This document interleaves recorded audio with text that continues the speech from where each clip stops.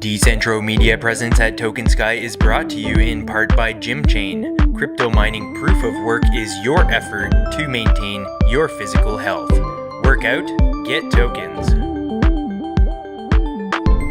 Hi, and welcome to Decentro Report. I'm Decentro at TokenSky here in Tokyo. I'm with Jared from the SmartCash project. He's also known as Cryptolize to his community. Cryptolize, thank you so much for being on the show today. Great to be with you. Right on. So how has TokenSky been for you so far? It's been a wonderful event. Lots of people of Japanese and mixed relations across the world, all interested in SmartCash and very other cryptocurrencies while we're here. Yeah. I've been around many times to try and flag you down for this interview, and it's been really busy. And That's really good to see, because I'm in particular really quite keen on the project. Yeah, thank you. Decentro being very keen on decentralization. So let's get into it. SmartCash labels itself as an incentivized, decentralized community. Yes. Can you tell us more about that? So SmartCash is first and foremost about the community, because it underpins the movement. And for us, our focus is on the community and also merchant adoption. And so the two come together to create a full stack financial system, an ecosystem of sorts. So for us, the incentivization of people in regards to holding smart for smart rewards, from incentivized smart nodes to other programs that we'll be releasing soon and so forth, it's all about engaging the community on a like-minded focus to then get merchant adoption, so then people can spend and use just like any other currency anywhere in the world. But we aim to be the world's currency. Right. Okay. Can you describe your community?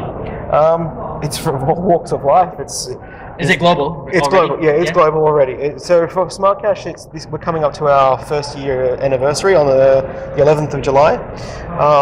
So for us, we've already got multiple language translations on the website.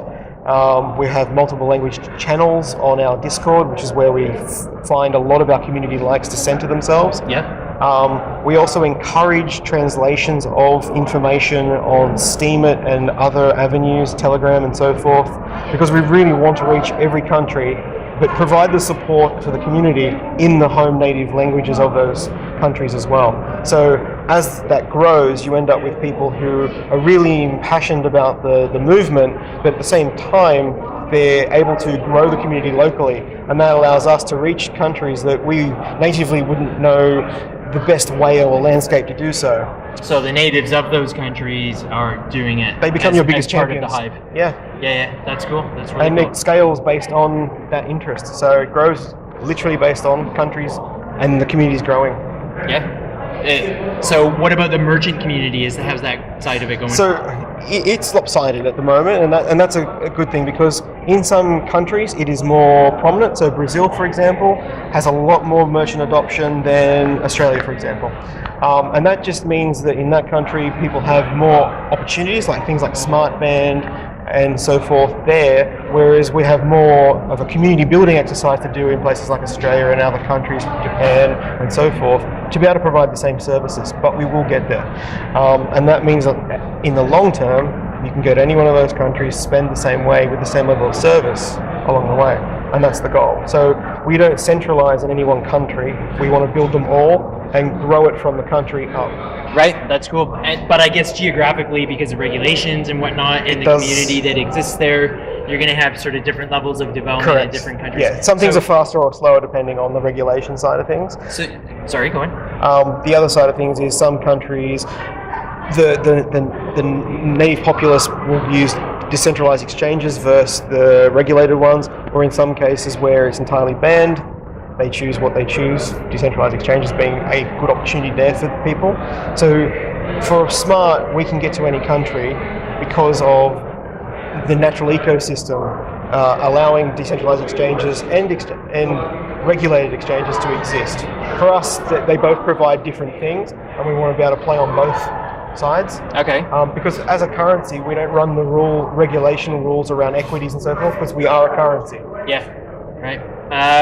What's the latest country to come on board that you want to give a shout out to?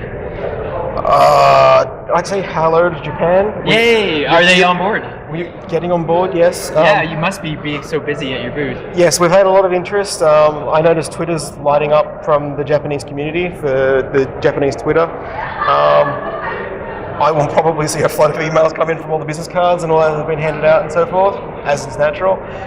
Interestingly enough, a lot of other cryptocurrencies that are doing multi-chain kind of things where they're using other currencies and so forth are also reaching out as well, because they can see that there's a benefit for everyone, win-win type of deals. So. Right. You briefly mentioned something about a smart band with respect to Brazil. Yeah. So what is that? Smart band's an NFC-enabled payment bracelet. Okay. Not dissimilar to NFC watches and stuff like that. That is linked to a service from Stratum.io that allows people to put their smart on the band and also list their Visa or MasterCard as well, so that whenever they go to merchants in Brazil that have got FPOS terminals, they can just tap and pay. Really? Yeah, and it'll just take off the denomination right there and then. The way it handles the rate is 5-minute windows. So it'll grab the latest exchange rate every 5 minutes. So are you telling me the merchant gets fiat? Yes. Really? This is set up? Yeah. Okay, now I see why you guys are a top 100 project. Yeah. Right. Okay, that's really cool. So the benefit to both sides of that equation is merchants that are at the moment bound with fiat being the way they run their business, they're fine because they're getting the 5-minute rate conversion, and they're then getting it in fiat. So in the case of Brazil, real. But the user can choose whether they're paying with Visa, but Smart is what we want them to use, and they can use that too. Okay, and are there any other countries where the smart band is activated? Not at this time. Just in Brazil? Just in Brazil at the second, but that will change soon. Right. It's just based on the partnerships between an exchanging party and a fiat providing party. Now, that came together really well in Brazil. We are seeking others out, but it's a two-part kind of thing per country. So the more we build the community, the more pressure it provides for someone to say, yeah, we'll take that risk with you. Have you met Roman from Crypto Hub? Yes. We're working with him. Enrique, one of our developers, is in contact with him. Okay, nice. Because if not, I was going to just, after this interview, go introduce you guys. Listed 2 days ago, I think, with Blue Trade as well, which is another one that's operating in Brazil as well. All right. Yeah. Wow, fantastic. What's the next country that's going to engage SmartBand? I'm not sure, but if you want to be that country, let us know, because we'll happily come and have a look. Oh, yeah, we need you down in New Zealand. It's like a black hole for crypto down there. It's pretty bad. Yeah. So your project is like completely decentralized, and this Smart Hive concept seems to be at the core of it. So how does Smart Hive relate to the operations of SmartCash? So Smart Hive is unlike the traditional business model of the good old pyramid hierarchy that runs nearly every business on the planet pretty much. So instead of us having a CEO, we don't have one. We have Hive coordinators, and a Hive coordinator is a leader of a topical area, so say outreach, say software development, support for things like, making sure everything works, mining pools and all that sort of stuff. Each of them gets a topic, and underneath that hive, that coordinator can elect their own members to pay and grow. Now, as they get too big, new hives are then voted upon by the hive coordinators, and new ones grow. And that'll scale infinitely based on the size of the community is growing as well. So there is no top person. It's just parallel leadership, I suppose. And how's that working out? Great so far. Yeah. With another 3 hives to come on board in the next month. That's a part of our latest wallet release. That feature set's been released, and it's now been adopted by the decentralized people that have got all the nodes and so forth. Right. So we'll see. It's literally growing. So in 1 year we doubled even that structure.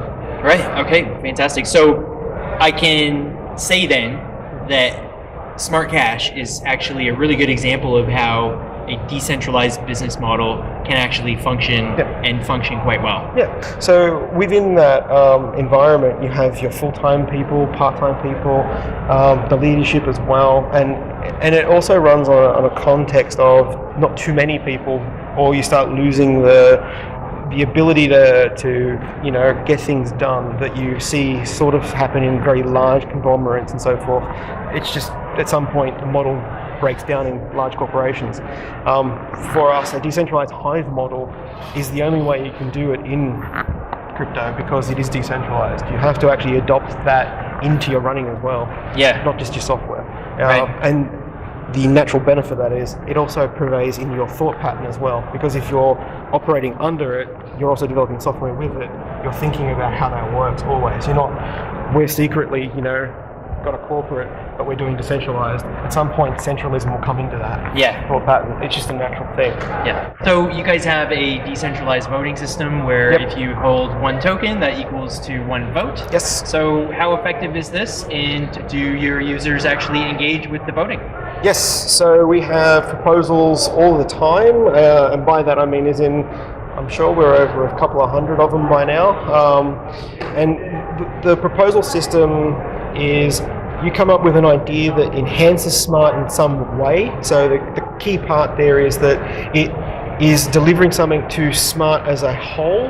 Now that may be only in your local spot in one country, that's fine, but it lifts smart up in some way, whether that be promotional, whether that be by extending it to third-party plugins to some application, whatever that may be. As long as it grows smart, it's a viable proposal that is put to the community, and the members holding one smart or more can vote on it. Once the balance of smart reaches over the majority percentage, it is awarded, and then the funds are released in a staged basis, because you also want to make sure from a financial integrity perspective that you pay for milestones rather than just handing funds over and then never seeing people again. Other chains have got that in place that just liquidate the funds up front, and they have issues for it. Cool. So we've taken some responsibility to that aspect as well. Again, you guys are not just proving that a decentralized business model works. You can actually release the decision making to the people who own the tokens. Yep. And it's proportional to how many tokens you own. Yes, very much so. Okay. And that has a natural model to it, because the more you have invested in the actual smart ecosystem, the more you want to see it succeed, and therefore your votes have more power. So though it can have a lot of debate from a philosophical context, it actually works best that way, because the more skin in the game, the more you're willing to look at things deeper and make sure that you're making the right decision with your vote, because it carries more power in that regard. So it works well from that natural sort of, I suppose, Darwinistic way of looking at things, I suppose. Fist of eyes, well, the largest whale will vote one way or another. The other thing is with last minute changes of votes, that actually resets the acceptance time for 2 days. Okay. So you can't just wash yourself in. You can't become a whale instantly to vote yourself in. It resets that you've got to hold the line for a time so that it'll pass. Right. Sounds like you guys really thought the system through. Have to, And have you tweaked along the way the system for voting, just to make sure, trial and error kind of thing? Yeah, that one I just mentioned literally is a recent one, like of this year, not last year, because you were seeing last minute changes, and so you got to adapt to make sure that as people learn your system, they want to get more out of it than is fair. So you then adjust the rules to make sure that everyone benefits the actual SmartCash adoption, not just their personal interest in it. Well, it can't just be fair. It's got to be fair and work. Yeah, it's got to be. Absolutely. Cool. So, can you describe the Smart Rewards system and how they incentivize long-term holding of SmartCash? Okay. So the Smart Rewards system is somewhat of a stability mechanism, but not entirely. It means that any person holding 1,000 Smart or greater will get a incentive of Smart provided to them on a monthly basis. So from the 25th of the month to the next 25th, if you have not spent any Smart on an address, you will receive a reward. That percentage changes. So just recently that was 2%. But as more and more people become eligible, that percentage changes. Okay. And it's also based on what's being mined as well. So the more that is mined, and the number of eligible addresses changes that percentage. All right. And you can measure it right in the wallet. So if you have the wallet installed, you can see your Smart Rewards and what is your current eligibility.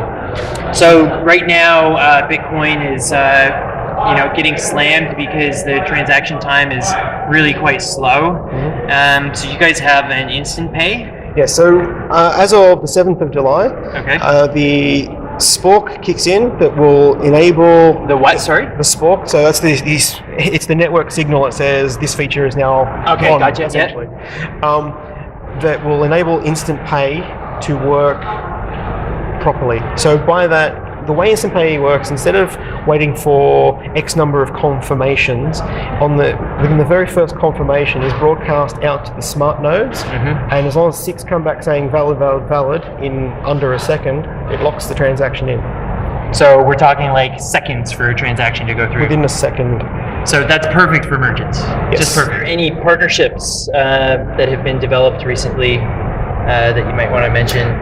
So for us, just this week, Changely.com is a really large platform. I know, yeah, everyone knows Changely. That made just getting smart so much easier. So now you can just go to Changely's website, and soon within the web wallet itself, it will soon have that function activated. So it's in testing at the moment. Right. Where you can just come along with your Visa, MasterCard or even another crypto, and you want to convert it straight into smart, you can do that. Awesome. Congratulations. So that's really good for us. So just to conclude, is there anything that you want to share with my viewers at this time? Anything at all? I would say to all viewers, stay in crypto because it is the future, and keep an eye out for crypto chains just as much as ICOs, because they all provide different things. Yeah, I mean, at the bottom of this recent crash, I had to remind myself of my firm belief that this is the future. And it's like, okay, yeah, things are low right now, but like I'm in this for the long haul, simply because it's a fact. This is the future. So there's no avoiding that. one thing I've seen in crypto, being around for a few years in it, is the price is a really fantasizable kind of thing for all crypto. If you buy and sell on the price, you are going to get wrecked at some point. So you need to think more about what you want to in the short term do, but the long term, think of the things you want to see around in 10 years, 20 years time, because that's the game that a lot of the larger players are playing. So SmartCash is not going to be in every country in 1 year. We'd like to be, but we need to put the time in and the effort in, and we'll grow organically to make sure it happens. But that's not 1 year. That's however many it takes. And making sure that the funding models are in place in crypto to actually enable that is important. Otherwise, it's a short-term thing. Anyone that orientates themselves that way has that as their natural finite issue to solve. So I would look at ICOs as what they're delivering and how they'll fund themselves. And crypto chains, I would say look for the ones and their funding models, because they're the ones that want to be around for a lot longer. Well said. That's cool. Well, Cryptolize, thank you so much for being on the show. This is Decentro with Cryptolize from SmartCash at TokenSky. Check out the rest of Decentro report coverage of TokenSky in Tokyo by clicking on the playlist above. If you liked this video, make sure you like and share it. It really helps what we do. Decentro Media is on the ground, revealing the best of the blockchain industry and the people behind it face to face just for you. So please subscribe. Thanks for watching.